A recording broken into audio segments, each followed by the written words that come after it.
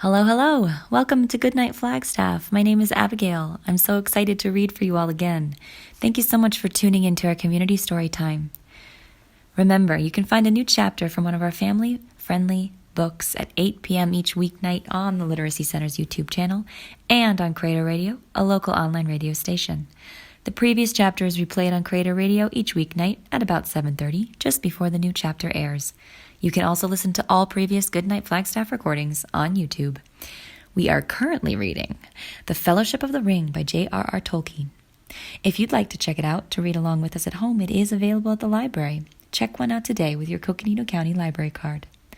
Please email us if you'd like to join our team of readers and connect with your community through stories. All ages welcome. Our email is goodnightflagstaff@gmail.com.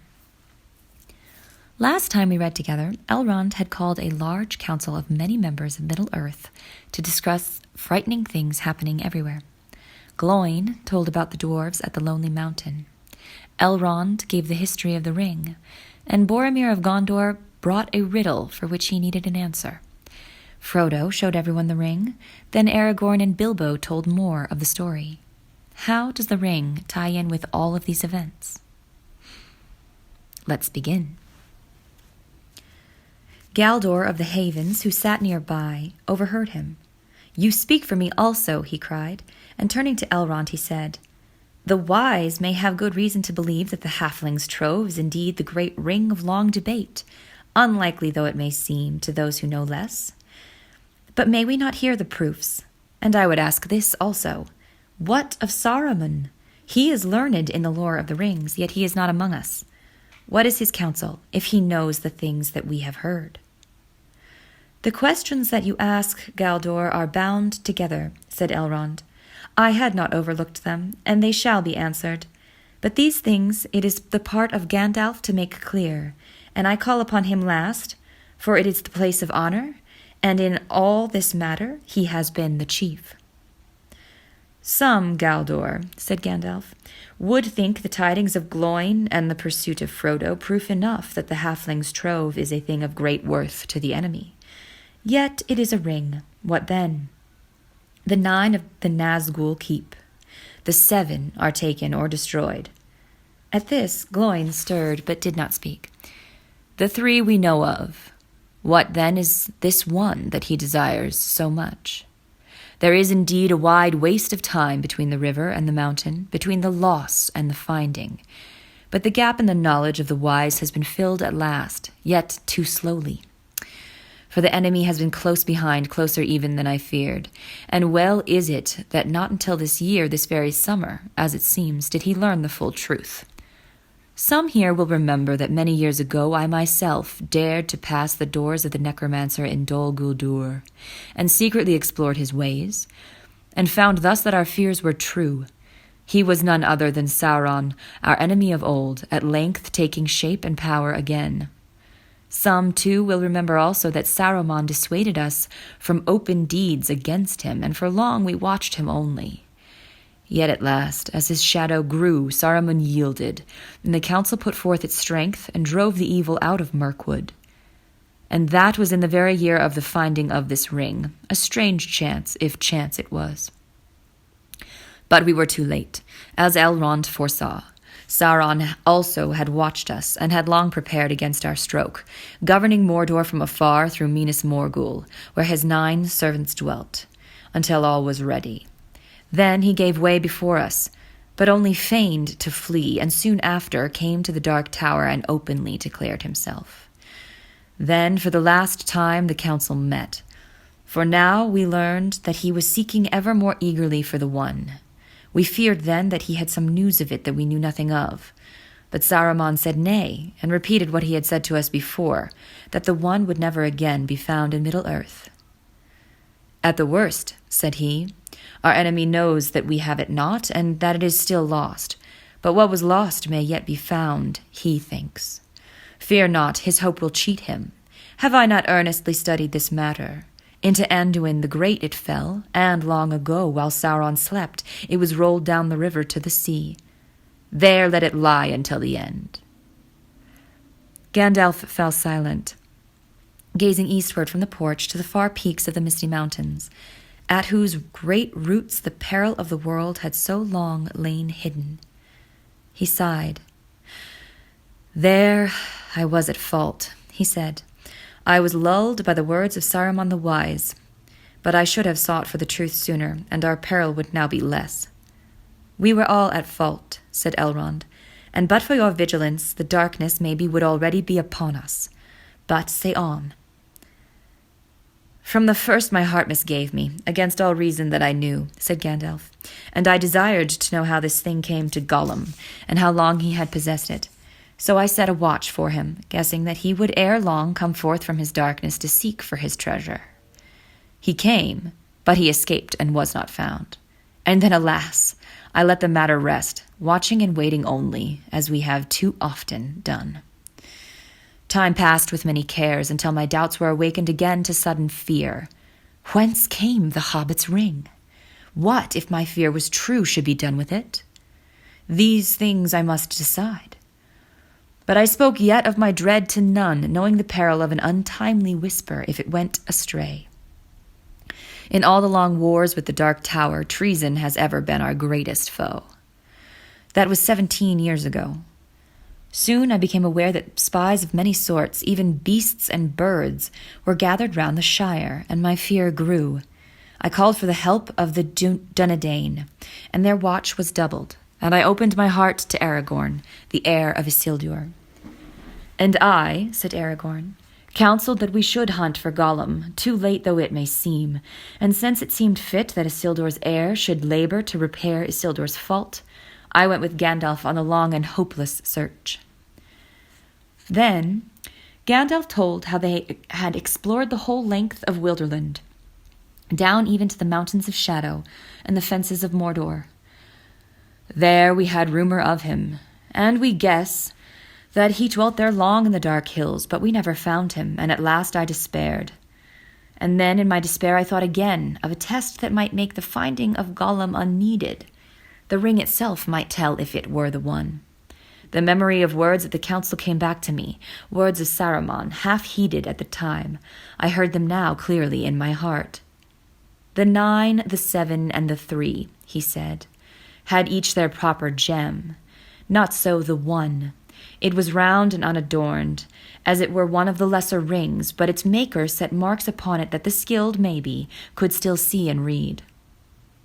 What those marks were he had not said. Who now would know? The maker? And Saruman? But great though his lore may be, it must have a source. What hand save Sauron's ever held this thing ere it was lost? The hand of Isildur alone. With that thought, I forsook the chase and passed swiftly to Gondor. In former days, the members of my order had been well received there, but Saruman most of all. Often he had been, for long, the guest of the lords of the city. Less welcome did the Lord Denethor show me then than of old, and grudgingly he permitted me to search among his hoarded scrolls and books.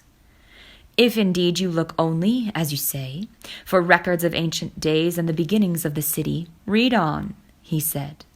For to me what was is less dark than what is to come, and that is my care. But unless you have more skill even than Saruman, who has studied here long, you will find naught that is not well known to me, who am master of the lore of this city. So said Denethor. And yet there lie in his hoards many records that few now can read, even the lore masters, for their scripts and tongues have become dark to later men. And Boromir, there lies in Minas Tirith still, unread, I guess, by any save Saruman and myself since the kings failed, a scroll that Isildur made himself. For Isildur did not march away straight from the war in Mordor, as some have told the tale. Some in the north, maybe, Boromir broke in. All know in Gondor that he went first to Minas Anor and dwelt a while with his nephew, Meneldil, instructing him before he committed to him the rule of the southern kingdom. In that time he planted there the last sapling of the white tree in memory of his brother. But in that time also he made this scroll, said Gandalf, and that is not remembered in Gondor, it would seem. For this scroll concerns the ring, and thus wrote Isildur therein. The great ring shall go now to be an heirloom of the North Kingdom, but records of it shall be left in Gondor, where also dwell the heirs of Elendil, lest a time come when the memory of these great matters shall grow dim." And after these words Isildur described the ring, such as he found it. "It was hot when first I took it, hot as a gleed, and my hand was scorched, so that I doubt if ever again I shall be free of the pain of it. Yet even as I write it is cooled, and it seemeth to shrink, though it loseth neither its beauty nor its shape. Already the writing upon it, which at first was as clear as red flame, fadeth, and is now only barely to be read. It is fashioned in an elven script of Aragorn, for they have no letters in Mordor for such subtle work, but the language is unknown to me. I deem it to be a tongue of the Black Land, since it is foul and uncouth. What evil it saith I do not know, but I trace here a copy of it, lest it fade beyond recall. The ring misseth, maybe, the heat of Sauron's hand, which was black and yet burned like fire, and so Gil-galad was destroyed. And maybe were the gold made hot again, the writing would be refreshed. But for my part I will risk no hurt to this thing, of all the works of Sauron the only fair. It is precious to me, though I buy it with great pain." When I read these words, my quest was ended. For the traced writing was indeed as Isildur guessed, in the tongue of Mordor and the servants of the tower. And what was said therein was already known. For in the day that Sauron first put on the one, Celebrimbor, maker of the three, was aware of him, and from afar he heard him speak these words, and so his evil purposes were revealed. At once I took my leave of Denethor, but even as I went northwards, messages came to me out of Lorien that Aragorn had passed that way, and that he had found the creature called Gollum. Therefore I went first to meet him and hear his tale. Into what deadly perils he had gone alone, I dared not guess. "There is little need to tell of them," said Aragorn. "If a man must needs walk in sight of the Black Gate, or tread the deadly flowers of Morgul Vale, then perils he will have. I, too, despaired at last, and I began my homeward journey. And then, by fortune, I came suddenly on what I sought, the marks of soft feet by a muddy pool. But now the trail was fresh and swift, and it led not to Mordor, but away. Along the skirts of the dead marshes I followed it, and then I had him. Lurking by a stagnant mere, peering in the water as the dark eve fell, I caught him, Gollum. He was covered with green slime. He will never love me, I fear, for he bit me, and I was not gentle. Nothing more did I ever get from his mouth than the marks of his teeth. I deemed it the worst part of all my journey, the road back, watching him day and night, making him walk before me with a halter on his neck, gagged until he was tamed by lack of drink and food, driving him ever towards Mirkwood. I brought him there at last and gave him to the elves, for we had agreed that this should be done, and I was glad to be rid of his company, for he stank. For my part, I hope never to look upon him again. But Gandalf came and endured long speech with him. "Yes, long and weary," said Gandalf, "but not without profit. For one thing, the tale he told of his loss agreed with that which Bilbo has now told openly for the first time, but that mattered little, since I had already guessed it. But I learned then, first, that Gollum's ring came out of the great river nigh to the Gladden fields. And I learned also that he had possessed it long, many lives of his small kind. The power of the ring had lengthened his years far beyond their span. But that power only the great rings wield. And if that is not proof enough, Galdor, there is the other test that I spoke of. Upon this very ring which you have here seen, held aloft, round and unadorned, the letters that Isildur reported may still be read if one has the strength of will to set the golden thing in the fire for a while. That I have done, and this I have read. Ashnag Dorbatuluk, Ashnag Gimbatul, Ashnag Thrakatuluk, Agbursomishi Krimpatul. The change in the wizard's voice was astounding. Suddenly it became menacing, powerful, harsh as stone. A shadow seemed to pass over the high sun, and the porch for a moment grew dark. All trembled, and the elves stopped their ears. Never before has any voice dared to utter the words of that tongue in Imladris, Gandalf the Grey, said Elrond, as the shadow passed and the company breathed once more. "And let us hope that none will ever speak it here again," answered Gandalf. "None the less I do not ask your pardon, Master Elrond. For if that tongue is not soon to be heard in every corner of the West, then let the treasure of the enemy then let all put doubt aside that this thing is indeed what the wise have declared. The treasure of the enemy, fraught with all his malice, and in it lies a great part of his strength of old. Out of the black years come the words that the smiths of Eregion heard, and knew that they had been betrayed. One ring to rule them all, one ring to find them, one ring to bring them all, and in the darkness bind them. Know also, my friends, that I learned more yet from Gollum. He was loath to speak, and his tale was unclear, but it is beyond all doubt that he went to Mordor. And there, all that he knew was forced from him. Thus, the enemy knows now that the one is found, that it was long in the Shire, and since his servants have pursued it almost to our door, he soon will know, already may he know, even as I speak, that we have it here." All sat silent for a while, until at length Boromir spoke. "He is a small thing, you say, this Gollum?" "Small, but great in mischief. What became of him? To what doom did you put him?" "He is in prison, but no worse," said Aragorn. "He had suffered much. There is no doubt that he was tormented, and the fear of Sauron lies black on his heart. Still, I for one am glad that he is safely kept by the watchful elves of Mirkwood. His malice is great, and gives him a strength hardly to be believed in one so lean and withered. He could work much mischief still if he were free, and I do not doubt that he was allowed to leave Mordor on some evil errand." "Alas! Alas!" cried Legolas, and in his fair elvish face there was great distress. "The tidings that I was sent to bring must now be told. They are not good, but only here have I learned how evil they may seem to this company. Smeagol, who is now called Gollum, has escaped." "Escaped?" cried Aragorn. "That is ill news indeed. We shall all rue it bitterly, I fear. How came the folk of Thranduil to fail in their trust?" "Not through lack of watchfulness," said Legolas, "but perhaps through overkindliness. And we feared that the prisoner had aid from others, and that more is known of our doings than we could wish. We guarded this creature day and night at Gandalf's bidding, much though we wearied of the task. But Gandalf bade us hope still for his cure, and we had not the heart to keep him ever in dungeons under the earth where he would fall back into his old black thoughts." "You were less tender to me," said Gloin, with a flash of his eyes as old memories were stirred of his imprisonment in the deep palaces of the Elven King's halls. "Now come," said Gandalf. "Pray do not interrupt, my good Gloin. That was a regrettable misunderstanding, long set right. If all the grievances that stand between elves and dwarves are to be brought up here, we may as well abandon this council." Gloin rose and bowed, and Legolas continued.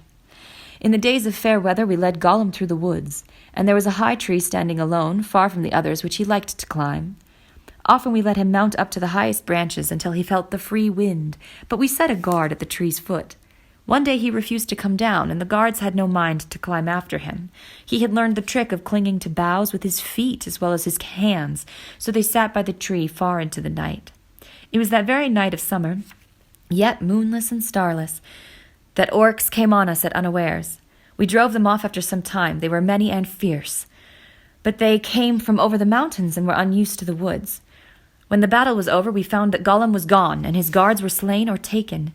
It then seemed plain to us that the attack had been made for his rescue, and that he knew of it beforehand. How that was contrived, we cannot guess, but Gollum is cunning, and the spies of the enemy are many. The dark things that were driven out in the year of the dragon's fall have returned in greater numbers, and Mirkwood is again an evil place, save where our realm is maintained. We have failed to recapture Gollum. We came on his trail among those of many orcs, and it plunged deep into the forest going south. But ere long it escaped our skill, and we dared not continue the hunt, for we were drawing nigh to Dol Guldur, and that is still a very evil place. We do not go that way."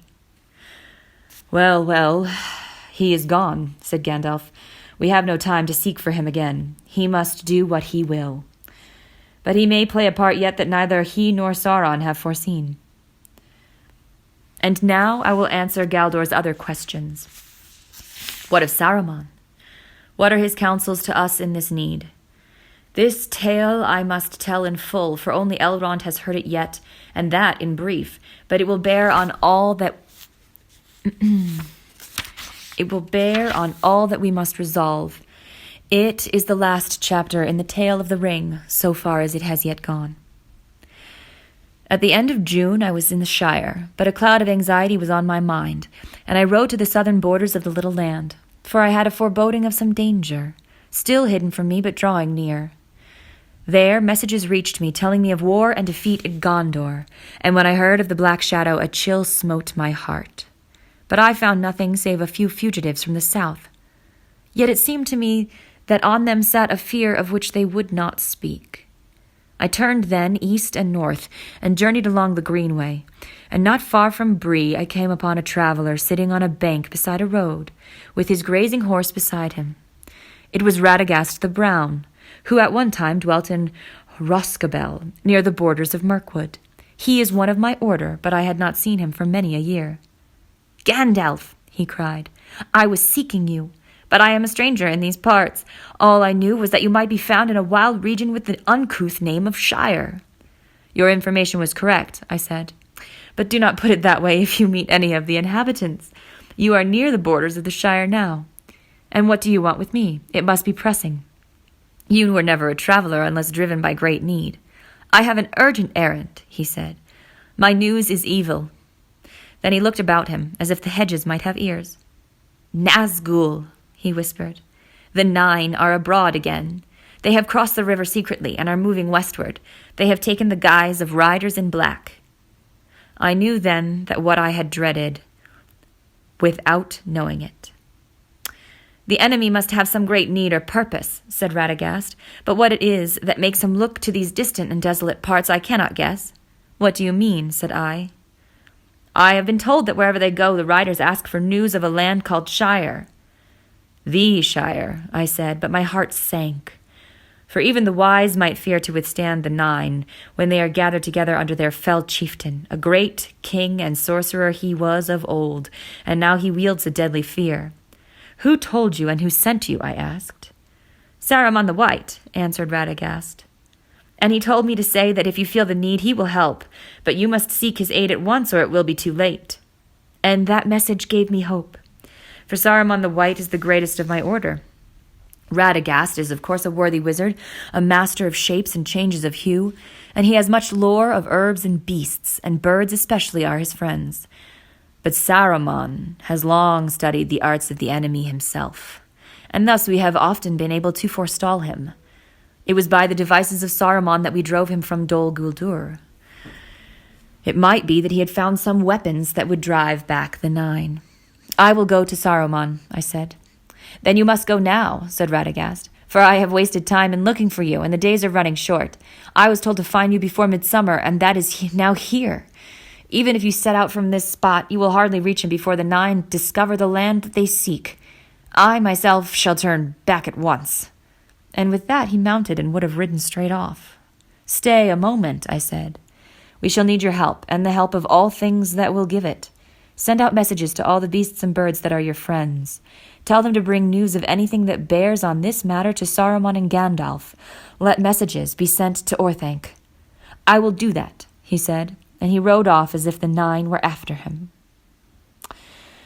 I could not follow him then and there. I had ridden very far already that day, and I was as weary as my horse, and I needed time to consider matters. I stayed the night in Bree, and decided that I had no time to return to the Shire. Never did I make a greater mistake. However, I wrote a message to Frodo and trusted to my friend the innkeeper to send it to him. I rode away at dawn, and I came at long last to the dwelling of Saruman. That is far south in Isengard, in the end of the Misty Mountains, not far from the Gap of Rohan. And Boromir will tell you that it is a great open vale that lies between the Misty Mountains and the northmost foothills of Ered Nimraes, the White Mountains of his home. But Isengard is a circle of sheer rocks that enclose a valley with a wall, and in the midst of that valley is a tower of stone called Orthanc. It was not made by Saruman, but by the men of Numenor long ago, and it is very tall and has many secrets. Yet it looks not to be a work of craft. It cannot be reached save by passing the circle of Isengard, and in that circle there is only one gate. Late one evening I came to the gate, like a great arch in the wall of rock, and it was strongly guarded. But the keepers of the gate were on the watch for me, and told me that Saruman awaited me. I rode under the arch, and the gate closed silently behind me. And suddenly I was afraid, though I knew no reason for it. But I rode to the foot of Orthanc, and came to the stair of Saruman, and there he met me, and led me up to his high chamber. He wore a ring on his finger. "So you have come, Gandalf," he said to me gravely, but in his eyes there seemed to be a white light, as if a cold laughter was in his heart. "Yes, I have come," I said. "I have come for your aid, Saruman the White," and that title seemed to anger him. "Have you indeed, Gandalf the Grey?" he scoffed. "For aid? It has seldom been heard of that Gandalf the Grey sought for aid, one so cunning and so wise, wandering about the lands and concerning himself in every business, whether it belongs to him or not." I looked at him now and wondered. "But if I am not deceived," said I, "things are now moving which will require the union of all our strength." "That may be so," he said, "but the thought is late in coming to you. How long, I wonder, have you concealed from me, the head of the council, a matter of greatest import? What brings you now from your lurking place in the Shire?" "The 9 have come forth again," I answered. "They have crossed the river." So Radagast said to me. "Radagast the Brown," laughed Saruman, and he no longer concealed his scorn.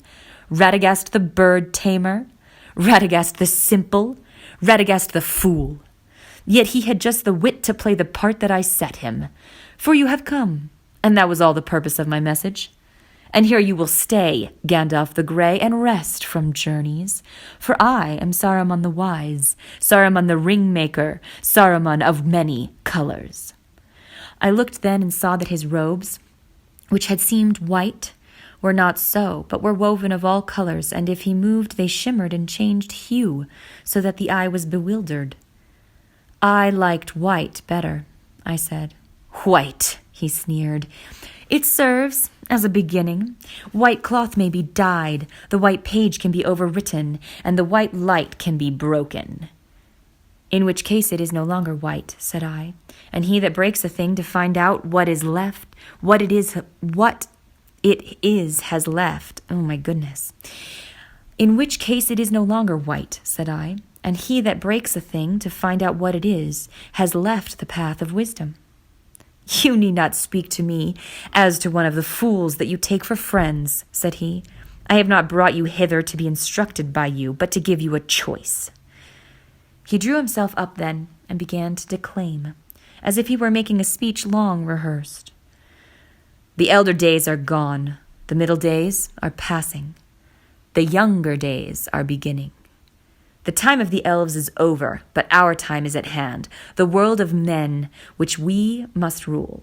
But we must have power to order all things as we will, for that good which only the wise can see. And listen, Gandalf, my old friend and helper," he said, coming near and speaking now in a softer voice. "I said we, for we it may be, if you will join with me. A new power is rising. Against it the old allies and policies will not avail us at all. There is no hope left in elves or dying Numenor. This, then, is one choice before you, before us. We may join with that power. It would be wise, Gandalf. There is hope that way. Its victory is at hand, and there will be rich reward for those that aided it. As the power grows, its proved friends will also grow, and the wise, such as you and I, may with patience come at last to direct its courses, to control it. We can bide our time. We can keep our thoughts in our hearts, deploring maybe evils done by the way, but approving the high and ultimate purpose. Knowledge, rule, order, all the things that we have so far striven in vain to accomplish, hindered rather than helped by our weak or idle friends. There would not be any real change in our designs, only in our means. Saruman, I said, I have heard speeches of this kind before, but only in the mouths of emissaries sent from Mordor to deceive the ignorant. I cannot think that you brought me so far only to weary my ears. He looked at me sidelong and paused a while considering. Well, I see that this wise course does not commend itself to you, he said. Not yet. Not if some better way can be contrived. He came and laid his long hand on my arm. And why not, Gandalf? He whispered. Why not? The ruling ring? If we could command that, then the power would pass to us. That is in truth why I brought you here, for I have many eyes in my service, and I believe that you know where this precious thing now lies. Is it not so? Or why do the 9 ask for the Shire, and what is your business there? And as he said this, a lust which he could not conceal shone suddenly in his eyes. Saruman, I said, standing away from him. Only one hand at a time can wield the one, and you know that well, so do not trouble to say we. But I would not give it, nay, I would not give even news of it to you now that I learn your mind. You were head of the council, but you have unmasked yourself at last. Well, the choices are, it seems, to submit to Sauron or to yourself. I will take neither. Have you others to offer? He was now cold and perilous. Yes, he said. I did not expect you to show wisdom, even on your own behalf, but I gave you the chance of aiding me willingly and so saving yourself much trouble and pain. The third choice is to stay here until the end. Until what end? Until you reveal to me where the one may be found. I may find means to persuade you. Or until it is found in your despite, and the ruler has time to turn to lighter matters, to devise, say, a fitting reward for the hindrance and insolence of Gandalf the Grey. That may not prove to be one of the lighter matters, said I. He laughed at me, for my words were empty, and he knew it. Thank you for tuning in. Join us next time for the last part of Chapter 2 in Book 2 of The Fellowship of the Ring. Good night, Flagstaff.